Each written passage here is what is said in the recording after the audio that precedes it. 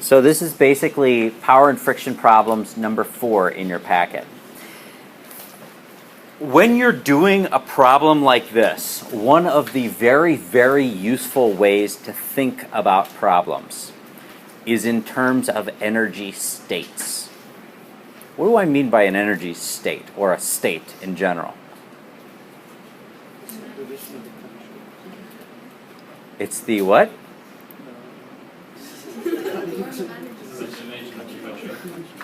Wait, go again. Go. I'm going to go there. What did you say a state was? A subdivision of a country. Interesting. Yeah, state is typically of a country, or at least its own legal entity, right? A state in physics or in science, you can think of as like a state of being. Like, if you're at the top of a roller coaster, you are in a certain state, right? If you're here, you may be in a different state. Here, you may be in a different state. Here, you may be in a different state. Agree? All right? And I've kind of labeled those states 0, 1, 2, and 3. Now, the state is a totally different way of thinking than you're probably used to thinking in science class. You're used to thinking of, well, from here to here, what happened? What's happening to me right now? Well, what I want to shift you away from, or shift you toward for the purposes of conservation of energy problems, is instead thinking of when the object was at state 0, what condition was it in? So at state 0, what sort of state variables would describe its condition? Go. How much potential energy it had. What else? How much kinetic energy it had. What else? What are some more state variables? Thermal. How much thermal? Internal energy. Yeah, that would be one. What else? What's that? Any others? What about simpler ones?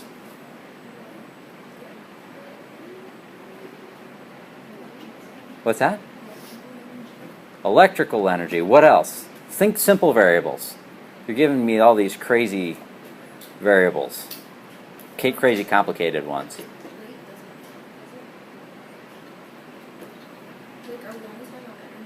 No, we're talking about anything. State variables. Oh. What's that?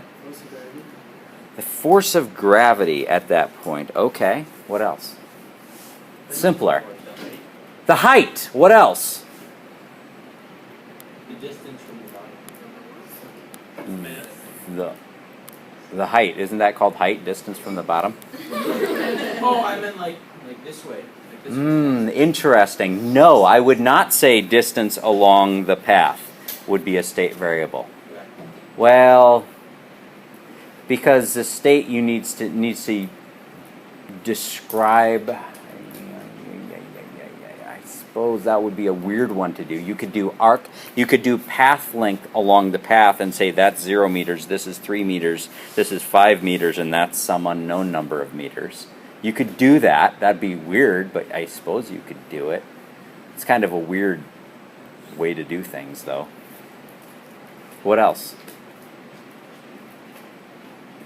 Man, you guys are thinking way too complicated.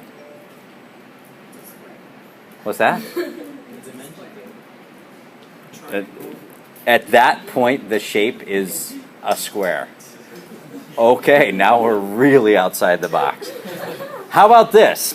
Height. Speed. Oh, you did? Oh, I didn't hear it. Sorry. Mass, right? Simple state variables that you could use to describe the system at that point. How did it change at point 1? How did the state change? The height changed, the velocity changed, right?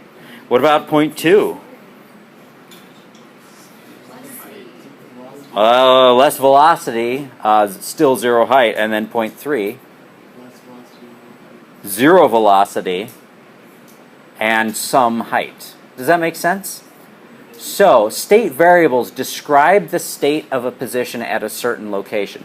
Really, really cool thing about state variables is it goes really hand in hand with the idea of the law of conservation of energy, which is what? Assuming there was no work done, what can you say? The total energy at state 0 equals the total energy at state 1. Does that make sense? Do we care how it got from 0 to 1? No. We just know that the total energy here equals the total energy here. Agree? So that's the idea of states, and it's super, super useful. We don't have to know what shape that roller coaster was. We don't have to know if there was a loop in between, because as long as there's no friction, it doesn't matter. Make sense? All right, cool. So that's state thinking instead of path thinking. All right, so what is not a state variable?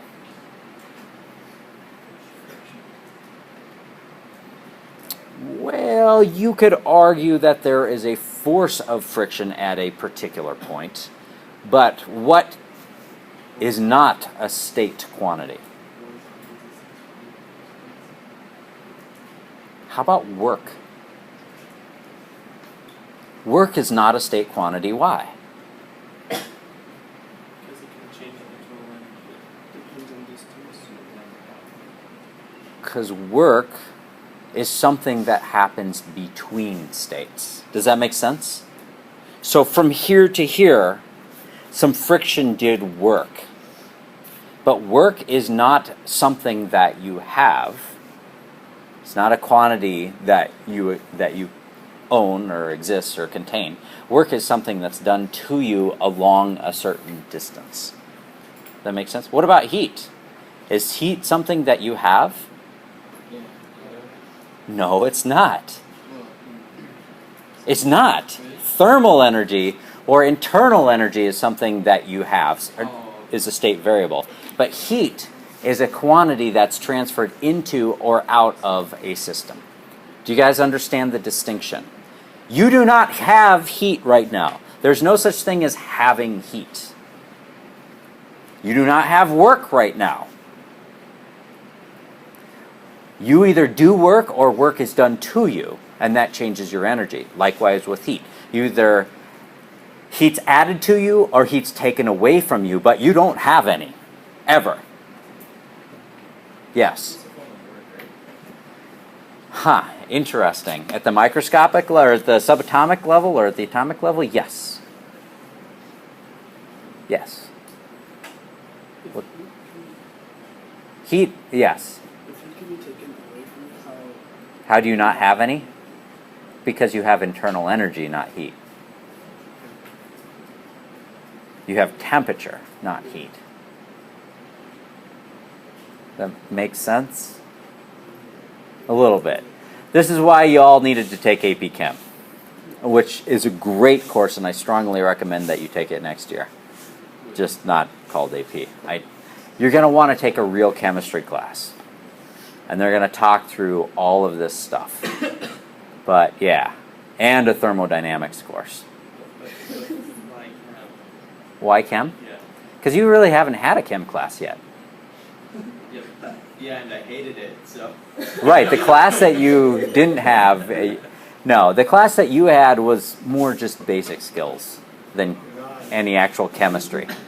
Yeah, and As Mr. Kulak said yesterday or last week, it serves a purpose.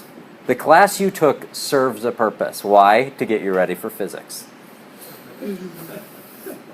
Right? And AP Chem. All right? But the amount of chemistry you don't know grossly outweighs the amount of chemistry you do. So you're going to want to take a chemistry class. And you're going to learn all sorts of cool stuff in it. And it is pretty cool. It's just you haven't had any yet. All right, don't knock it till you tried it. All right, so anyway, everybody got the basic idea behind state thinking? All right. So, work is not a state variable. Heat is not a state variable. but pretty much everything else could be a state variable that would describe the state at each of the positions. Good? All right, cool. Let's move on to some derivations. So, up until now, you have learned, or actually last year, you spent a lot of time learning and using the different types of potential energies. But I bet you never thought to yourself, I wonder where these potential energies come from. Why is there a potential energy associated with gravity? Why? All right, so what we're going to do today is derive the idea of potential energy. And we're going to derive it from work. So, derivation of potential energies. First of all, in order to have a potential energy,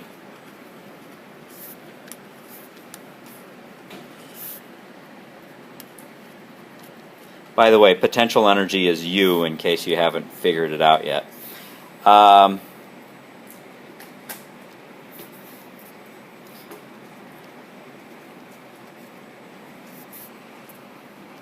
You have to meet two requirements. First of all, there must be a given equation for force.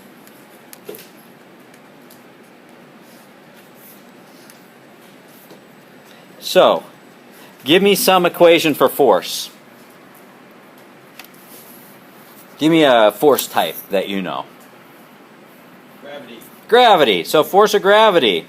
What's the equation for it? mg. Okay, good. What about, give me another type of force that you know an equation for. Friction. Can't do friction. And why can't you do friction as a potential energy? It's Not conservative. Okay. Give me a conservative force equation that you know. normal force. Electrostatic. I'm going to skip electrostatic force. That's a good one, but I'm going to skip it until we actually do the electrostatics unit. Spring. Okay. FK. All right. So FK is what? All right. Negative KX. Is normal force conservative? Normal force conservative. That's interesting. If you look at it on the subatomic level, where normal force is the electrostatic repulsion, yes, it's conservative. But on the macroscopic level, it's very often not. You have to be able to define a field. Yeah. Because on the macroscopic level, when you push on something, there's all sorts of deformations and breaking of chemical bonds and all sorts of stuff going on that you can't really account for, and reordering of atoms and whatever. So, all right, so in order to have potential energy, you have to have an equation for force. What else must be true?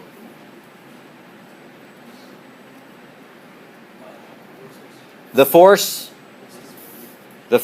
must be conservative.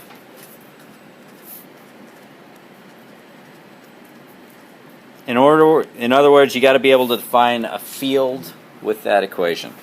And the problem with normal force is there's no normal force field or equation or anything like that. Right? Okay, so here we go. Derivations. We're going to organize these derivations into easy, medium, and hard. So here we go. Easy one first. All right, we're going to do gravity. All right, so what's the potential energy equation for gravity? UG equals what? mgh. Okay, so we're going to come up with this. Ready? Here we go. All right. For gravity, we're going to start with the equation for force. Fg equals mg, right?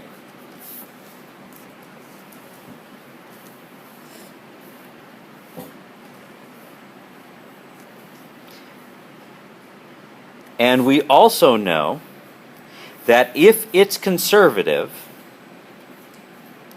the change in potential energy must equal the work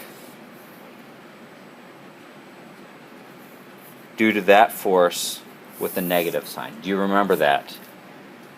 Yeah. Only if conservative. And do you guys remember the demonstration of that? Where negative work equals change in potential energy for conservative forces? That's where I take the 1 kilogram mass, lift it up 1 meter. How much work did gravity do? Negative 9.8 joules of work. So the work done by gravity is equal to the negative change in potential energy. Remember that? All right. So that's this statement right here. And it's only true if conservative. Next.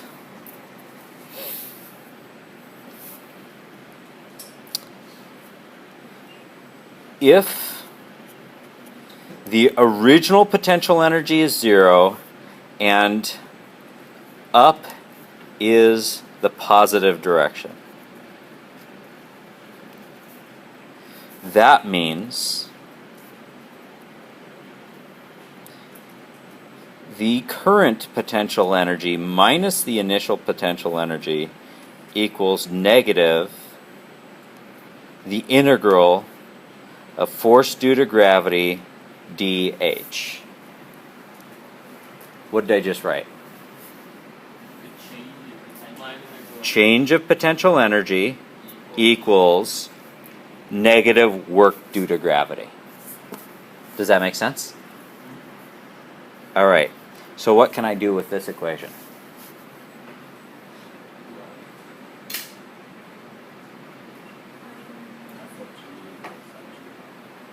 Well, I can cross something out right now. What can I cross out? Yeah, the original potential energy was 0, assuming it starts at 0, potential energy. So potential energy equals, the current potential energy equals the negative integral of the force due to gravity dH. Now what?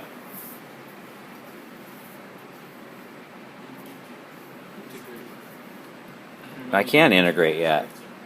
You could, if you break down, You have to plug in MG for MG. mg, right. So UG equals negative integral of mg dH.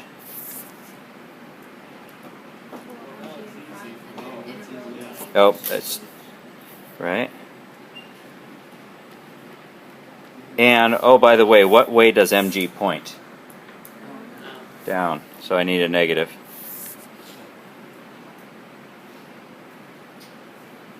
All right, and we're going to integrate from 0 to height h.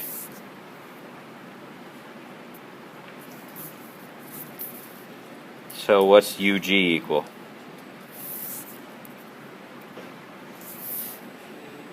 mg integral from 0 to h dH.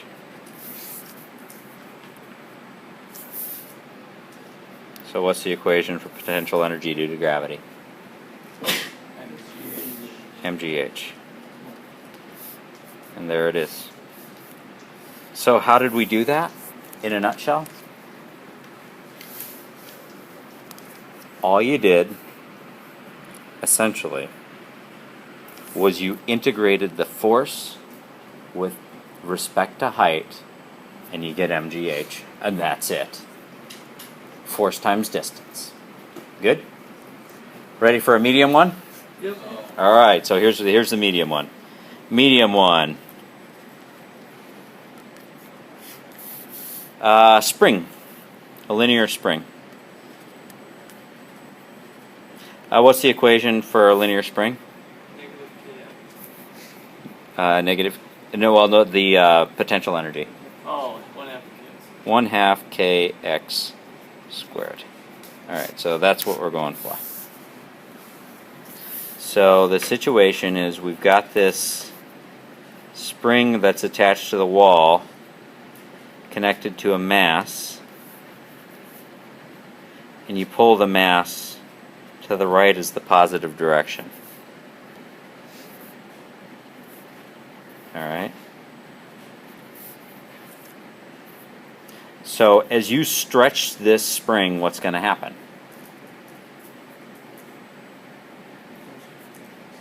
It's going to store energy. Right, okay. So we're going to start by writing the force equation. What's the force equation? Fk equals negative kx. Alright, here we go. Alright, so we know in general that change in potential energy equals negative work due to that force. So if I stretch the thing, that means the spring did negative work on the object because it was getting stretched. Alright, next step.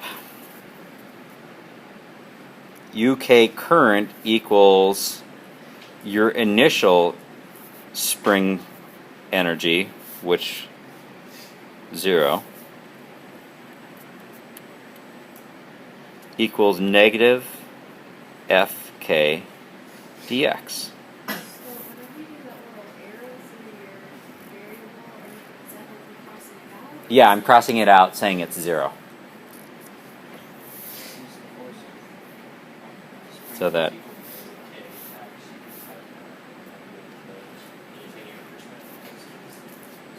alright, so you're saying negative integral of negative kx dx. Alright, and we're going to integrate from 0 to x. Alright, so UK would therefore be equal to k integral 0 to x of x dx. So what's the integral of x dx? X squared over 2. So 1/2 kx squared. And there it is. Got it? Is that how they originally derived the That is how they... That was how the original derivation worked. How they originally determined it didn't actually go that way. They originally determined that it was a square relationship empirically by experimenting. And then they were like, look at this. The force is kx. And then they're like, hey, the integration works. All right. We're done. All right, we're done.